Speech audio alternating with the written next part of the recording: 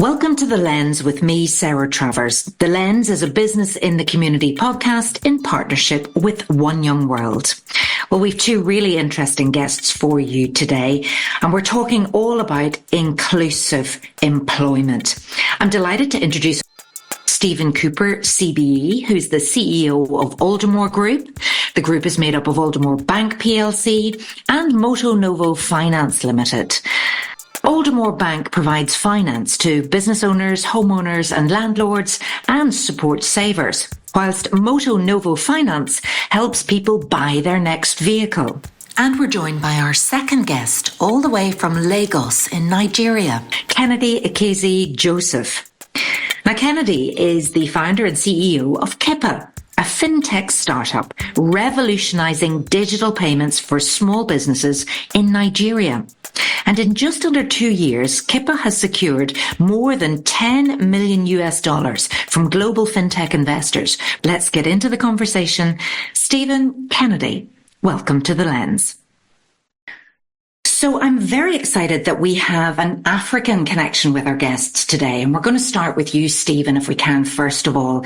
You've had what sounds like a very interesting career and experience of living in Africa as well, and in different parts of the world too. But I'd love if you could share a little bit about yourself and how you've come to be in your current role. Sure. I came from a pretty modest background. I left school at 16. I did okay at school, but there was no real aspiration or role models around me or anyone to sort of provoke me into going into higher education. And I joined Barclays at the most junior level. And then two things happened. One is, after a couple of years, someone somewhere took a chance on myself and three others. And we were, as far as I know, the first 4 non-graduates put onto a graduate program. What's amazing with that is 25 years later, 2 out of that 4 we're still in the organisation and at very senior levels. So I went on to be chief executive of personal banking, business banking, Barclaycard payments. At one point, I was running a quarter of the organisation. The other guy was a very senior person in research and investment banking. So I would argue that Barclays got it right, and they got a very good payback for their investment. The second thing is then I actually came off that programme very quickly, probably too quick. So I actually gave up promotions along the way to go and get a broadening experience. And one of those was to go and live and work in Africa and India. And I ran parts of Barclays in those markets. And it taught me two things. One is it taught me how a bank operates end to end, which you don't see when you're part of a much larger machine in a much larger economy.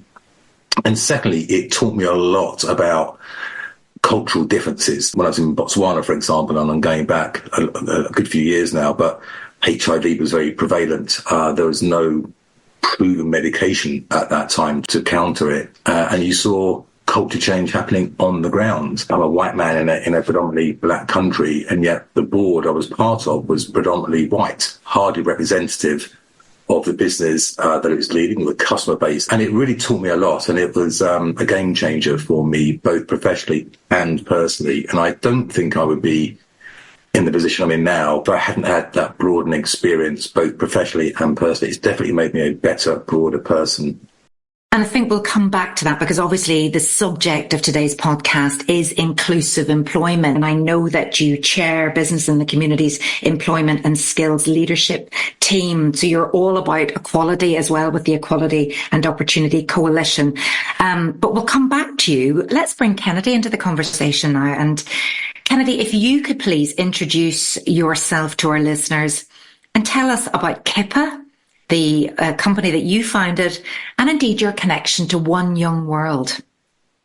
Absolutely. It's really great to be here today. My name is Kennedy Ekezie, and I was born in Nigeria. I'm 25 years old, and I have 4 siblings, so grew up in a really big family. And the setting growing up was one where we were inundated with books and a lot of attention from our parents who were teachers. I got into university at 16, and when one of the first things I did 2 weeks into university was sign up to join the university's debate team. And I remember the first day I walked into the debating society, we had this club. It was a conference room style. It was my first time in a big room like that. I was so intimidated, even sitting right there in the corner.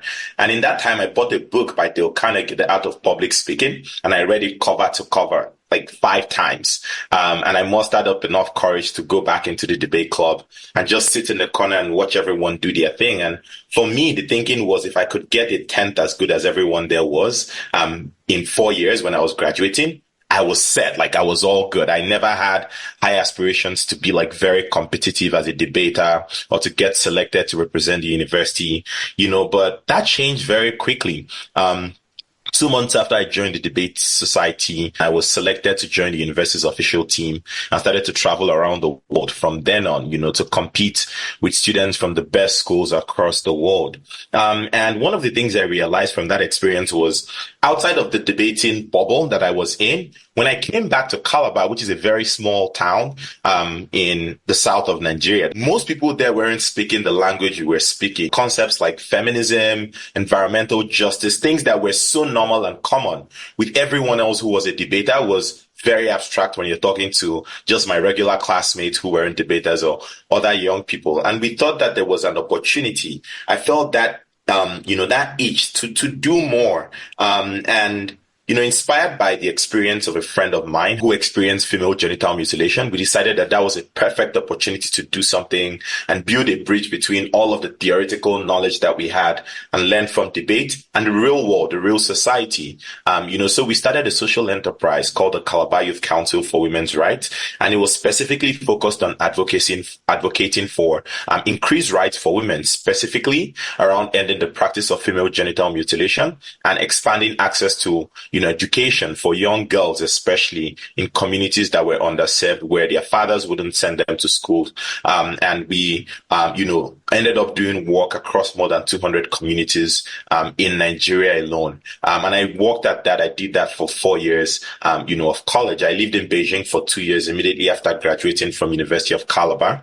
I worked at TikTok there for a year. And when I moved back to Nigeria after TikTok, I started to build Kippa. It's a financial management solution for small businesses. And to do that, traveled across the length and breadth of Nigeria, meeting small business owners, living amongst them, trying to get an unadulterated understanding of the challenges small businesses in Nigeria specifically, but more broadly emerging markets experienced when it came to running their businesses. We found that all of their financial records were entirely kept using pen and paper. And, we thought there's significant opportunity to disrupt that and provide them with simple mobile digital solutions to solve for that. But it was on the back of my social enterprise I founded while in university that I got, involved with One Young World. In 2017, in my 3rd year in university, I got selected as a One Young World ambassador. I'm really lucky to be a part of that.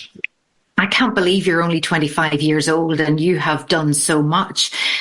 But there's a real thread all the way through everything that you've done, all about helping others, giving others a leg up. You could have used all of these advantages that perhaps you had with your own upbringing to promote yourself or move forward yourself, but you've always made that focus either women and girls and the massive issues affecting women and girls in your country, or indeed that role as an advocate or an ally, being that voice for people who didn't have a voice.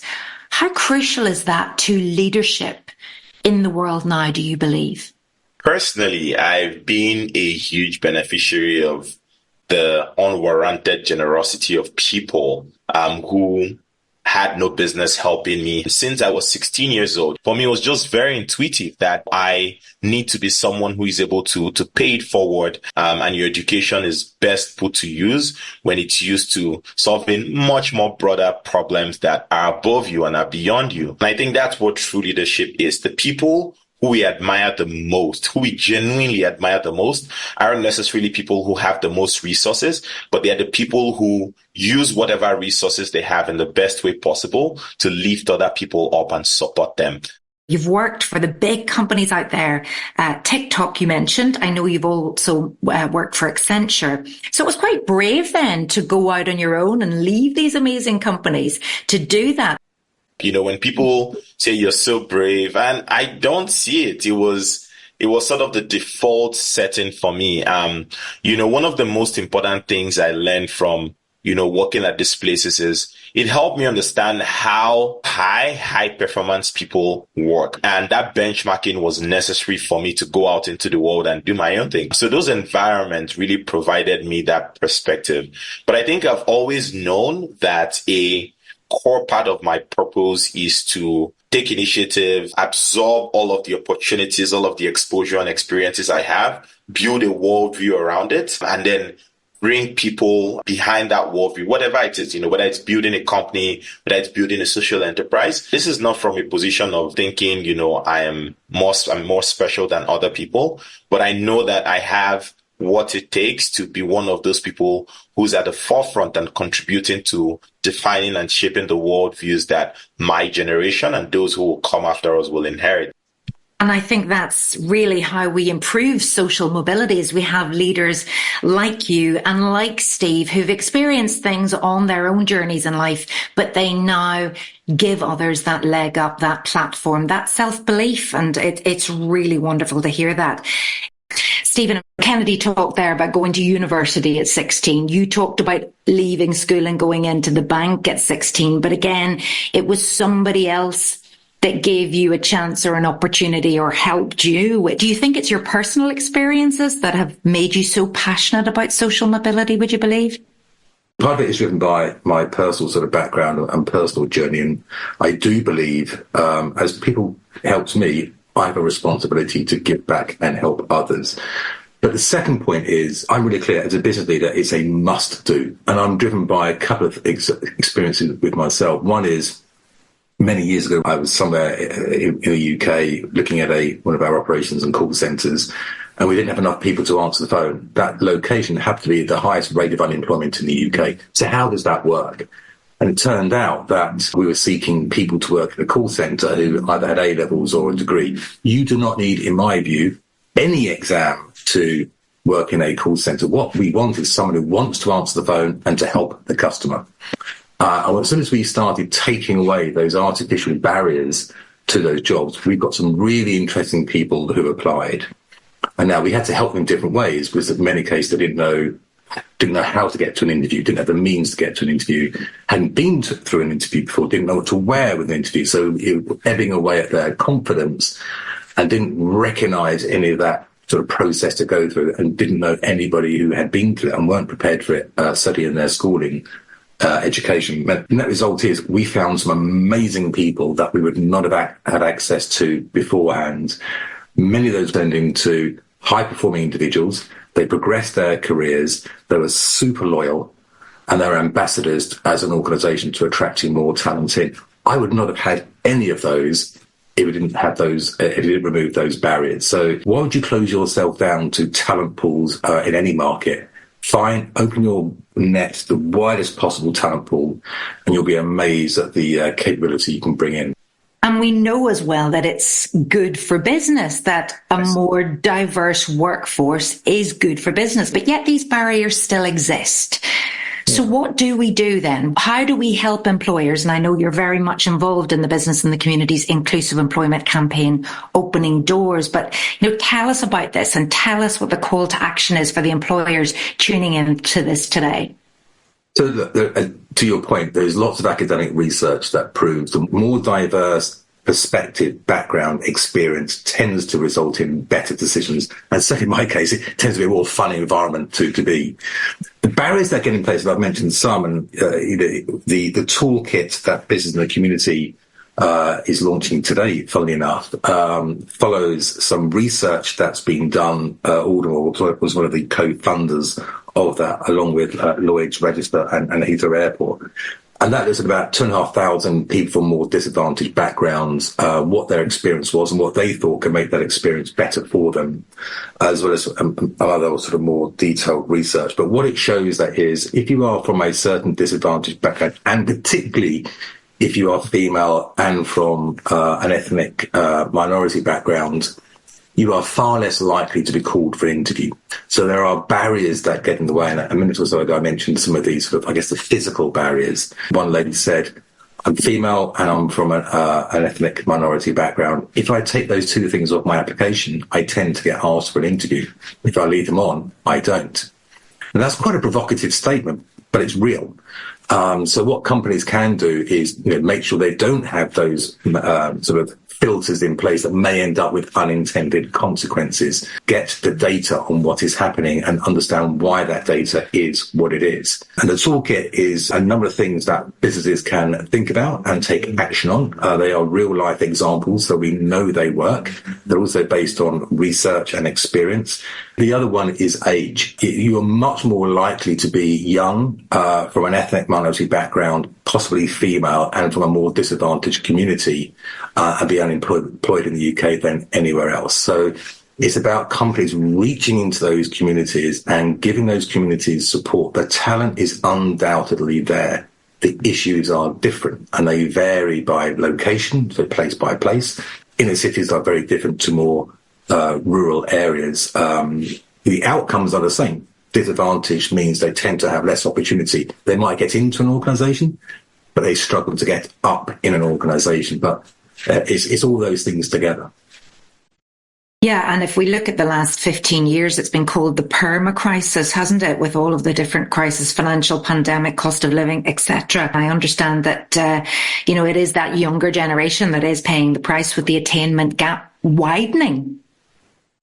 Yes. Look, COVID hasn't helped there. The one word I think it really comes down to, in addition to data, is confidence. And I stress the examples of what we've seen are, you have to reach into those communities, but just saying, or come for a job interview, goes back to the very practical example. Well, how do I get there? I don't have any money to get there. If I'm going to get the bus in certain parts of, this is in the UK, it's probably similar in the US as well, but, well, the buses don't run very often, so I can't guarantee getting there for a certain time, and I don't have certain clothing to wear. And when you are the interviewer, you need to be open-minded to that sort of thing. Otherwise, you just close people down.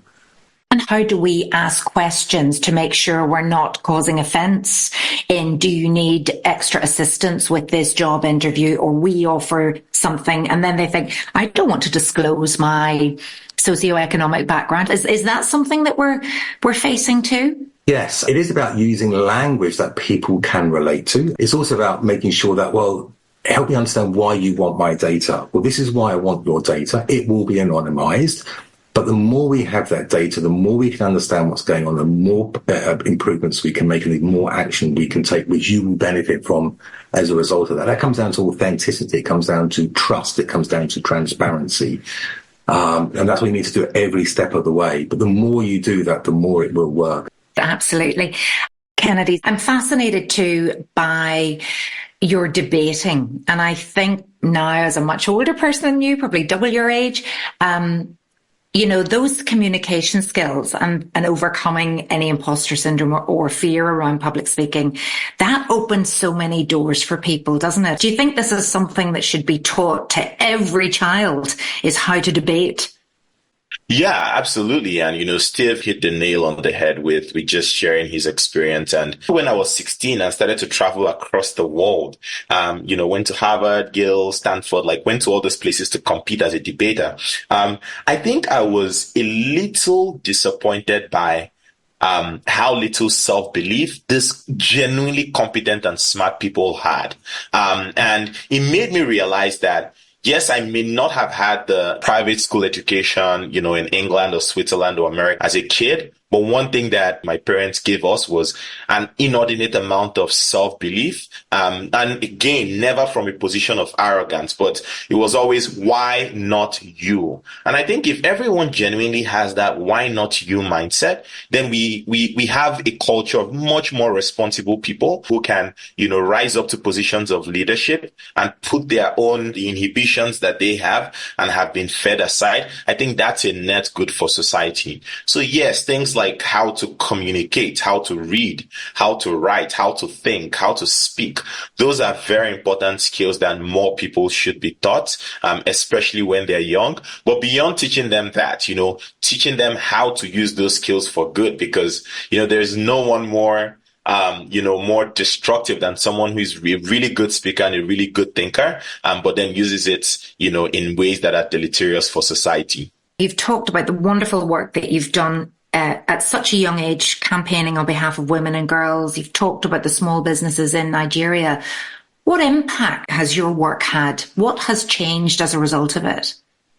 I think there's been a lot of personal transformation, but more importantly, especially in relation to others, is helping ignite a belief in their own selves. And whether that's through just being someone who from a very young age has done great things and people from afar and near can see that and be inspired by that, or directly, providing, for example, with Kippa, small businesses with tools, to do things like keep proper financial records. It seemed like a small thing to us, but over time, what we realized was most of these businesses have never been able to access credit, for example, because they had never had financial records, but now they can do that. Most of these businesses were losing so much money to employee theft, but now they can block those leakages. They can invest more in growing their businesses, in taking care of their families, in sending their children to schools and giving them opportunities that they did not have. And those very small things, have such an incredible ripple effect. You've both achieved so much in life, but when you reflect on your career journeys to date, what doors opened for you? When did you have to knock and when did you have to push a little harder, Steven? Probably in a couple of areas. I spent 5 years living and working in Africa and India. It was not easy actually coming back to the UK, even though I was working for a large international corporate, because the majority of people at a senior level in that corporate didn't have breadth of experience of working beyond their home market. They didn't therefore understand the things that I had learned and experienced, wanting me to come back into the UK at a lower level. And I wasn't going to do that. And at the same time, for me, I had huge broadening experience. I kind of wanted that ongoing interest to keep me sort of satisfied and fulfilled in my day job. And that wasn't on offer initially. It goes back to those opening door moments. A lady called Alison Hopkins, she's now Alison Britton. She was chief executive of Whitbread. She now chairs the Premier League, amongst other things. But she created a role for me. And she put back to the UK and I progressed thereafter. But it is people opening themselves up to beyond the norm.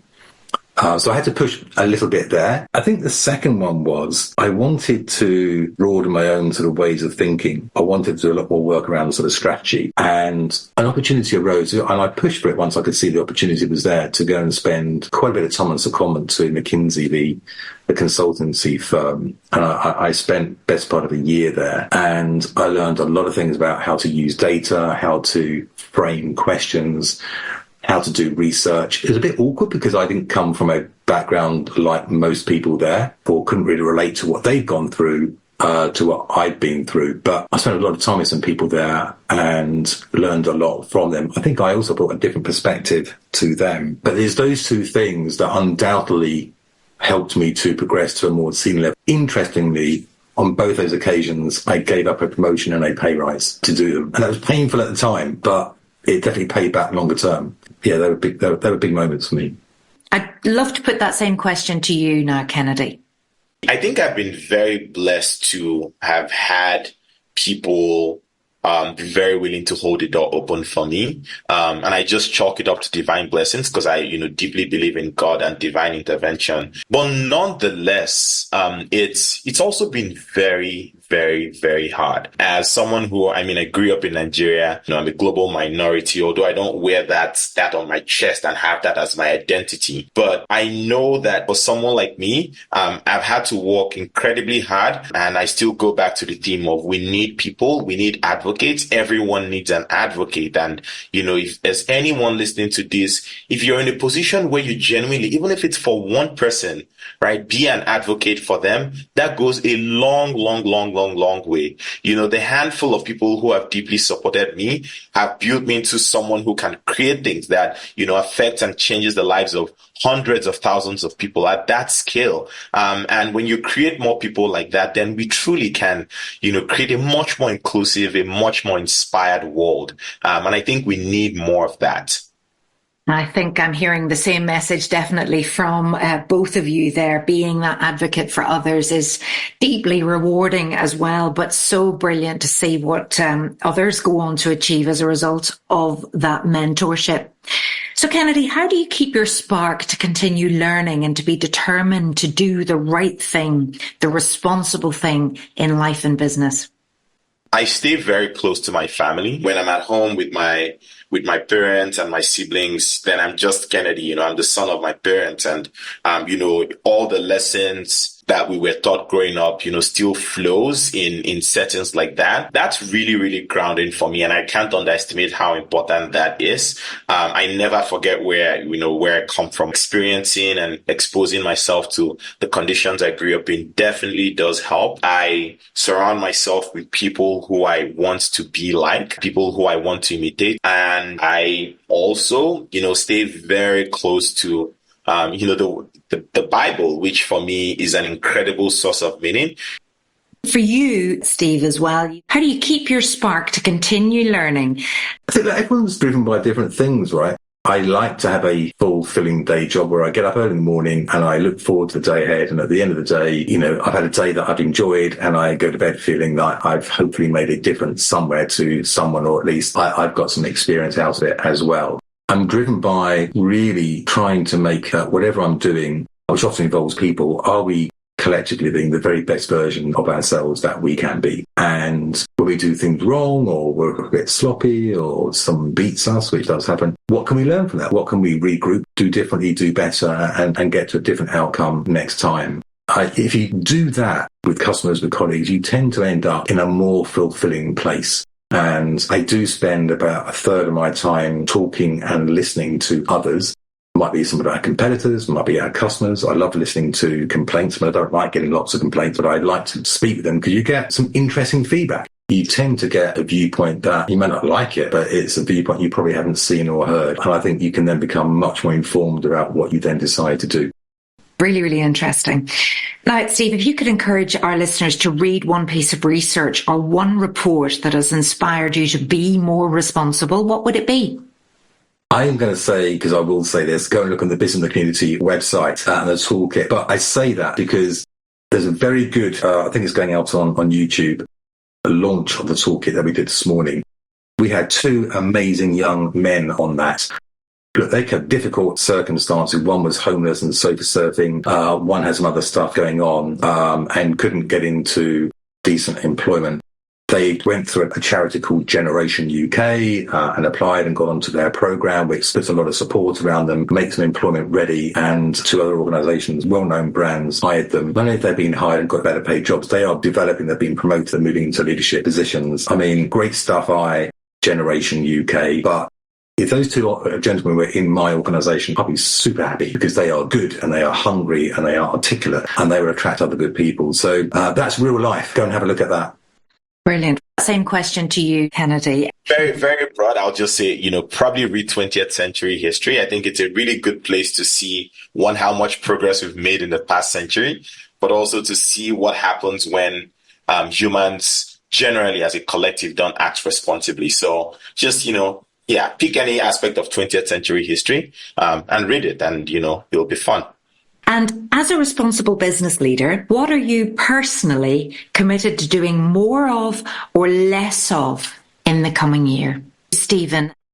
I'm committed to doing more, reaching out to other parts of society that I may spend less time in now to better understand what the issues are. That requires me to go there and listen and to see what solutions we can put in place. Then we'll make a big difference collectively. Yeah, brilliant. Absolutely. To you now, Kennedy, what are you personally committed to doing more of or less of in the coming year? In the coming year, I'm very committed to telling the truth more. And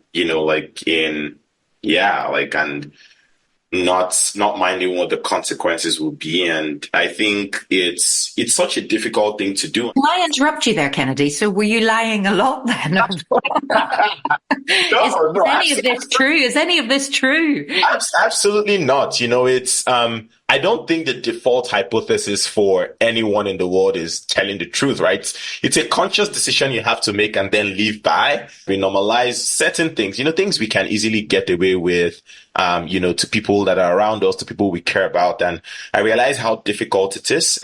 But it's, the injunction to tell the truth and it shall set you free. There's nothing more true than that. And I think it's an incredible hallmark of leadership.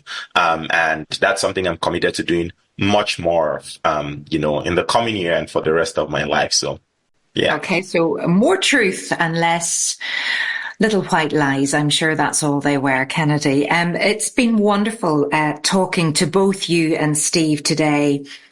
Such true, authentic leaders, doing great things and helping others. And thank you for sharing your expertise and indeed your advice for all of our listeners on The Lens today. You have, of course, been listening to The Lens with me, Sarah Travers. And if your business would like help in its drive to become a more inclusive employer, please visit www.bitc.org.uk. Thanks so much for listening and do tune in next time.